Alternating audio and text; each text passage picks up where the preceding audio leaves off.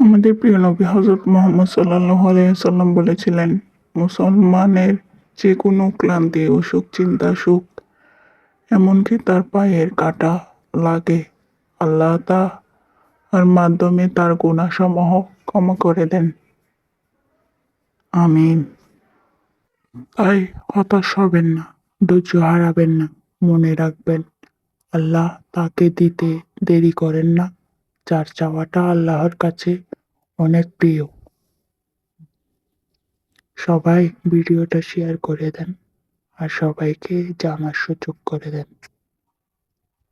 বেশি বেশি আলহামদুলিল্লাহ পাঠ করুন, আল্লাহর শুকরিয়া আদায় করুন। আলহামদুলিল্লাহ পড়লে মিজানের পাল্লা ভারী হয়। তাই বেশি বেশি আলহামদুলিল্লাহ পড়ার চেষ্টা করুন।